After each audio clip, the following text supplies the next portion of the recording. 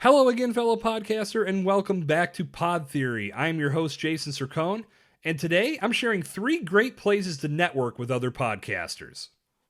With over 1 million podcasts going strong in today's podcast space, that means there's over 1 million podcast hosts and producers out there as well. And every single one of them is doing something unique with their content, with their delivery, and with their marketing. Networking has always been one of the most powerful tools in any professional's arsenal. Having the ability to meet other like-minded people in a multitude of different environments opens up unlimited opportunities for growth and success. Hitting it off with someone in your field means you have another counterpart to bounce ideas off and to collaborate with. Likewise, hitting it off with people outside of your industry expands your network, and it expands the possibility of getting business referrals exponentially. Prior to the coronavirus, a lot of networking was accomplished in person. Happy hours, business mixers, conventions, seminars, conferences, things of that nature. As this episode goes live, a lot of those things are on hold thanks to the ongoing pandemic. Large public gatherings just aren't a thing right now, and if I had to venture a guess, they're not going to be for quite some time. Fortunately, we have this little thing at our disposal known as the World Wide Web. And in case you didn't get the memo, it keeps you connected. And it can help you find like-minded professionals to network with in a lot of different places. As a podcaster, contributing genuine support to your community and your fellow podcast brethren is imperative to your success. And connecting with other podcasters will help your skill set evolve immensely. You'll be blown away by some of the things you hear or read in various networking platforms that other podcasters are doing with their shows. Some of the ideas require a lot of effort, but some of them are so easy, when I see them, I just shake my head and wish I had come up with it first. It's great to have a circle of people to turn to that are experiencing the same triumphs and the same struggles as you, and it's comforting to know that getting guidance and tips and inspiration is just a few clicks away in today's digital world.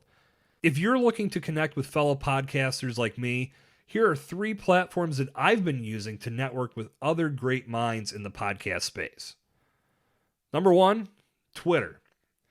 Over the years, my social media hierarchy has changed numerous times. First, I would prefer Facebook, and then it would be Twitter, and then it would be Instagram, and then it would be Twitter again, and so on and so forth. But Twitter has never ventured outside of my top 3. Today, Twitter has once again solidified its place in my top spot, and it's going to take something truly game-changing to knock it out. Now, as I mentioned back on episode 48, I've been reevaluating and remodeling my approach to social media in an effort to extract more value and give more value to each network that I'm a part of. And in my opinion, the main element that's made social media special to me over the years has been the social aspect. For me, Twitter has been the best for this, from a podcasting standpoint and beyond. If you're looking to network with fellow podcasters, Twitter is a great place to start. Just search #podcast, #podcasters, #podcasts, or #podernfamily just to get started, and you're going to find a lot of people using this space. Many are just sharing links to their episodes, and that could be good because you may stumble upon an episode of a show that's much like something you produce, and it would have a commonality for you to reach out to that person and start a discussion. But there's others that are carrying on real conversations about the podcasting art and the podcasting business. You can jump in one of these conversations, or you can start one of your own. Twitter is a tremendous platform for doing that. Number 2, LinkedIn. LinkedIn is a tremendous resource for professional growth, and one that I feel has been underrated for many years. Through LinkedIn, I've been able to network with fellow podcasters, I've found guests for my clients' shows, and I've been able to spread the message of my podcasting services to other brands who are in need of some assistance. Without question, as a podcaster, LinkedIn is a space that you want to be. And finally, number 3, Facebook groups. Now, there are a lot of groups dedicated to podcasting on Facebook, so find one that works for you.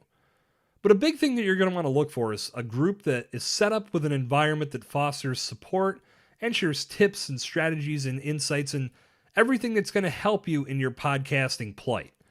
I've stumbled into some groups that do nothing but share links to their episodes, and there's not really a lot of value in that. But if you find the right group, you'll start to connect with people that will help you grow. And in return, you can help them grow. That's the beauty of networking.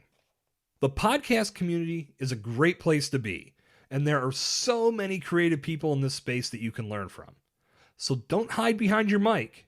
Get out there and start networking today. And that's going to wrap up today's session of Pod Theory. Just to let you know, I'm working on something that will provide another space for podcasters to come together and network. As soon as I have that in place, I'll share it here on Pod Theory so you can join me. In the meantime, tell me about a resource that you've found useful for podcast networking. Connect with me on Twitter at Jason Cercone and let me know. I'd love to hear what's working for you. Good talk. I'll see you back here tomorrow. This has been Jason Cercone on Pod Theory.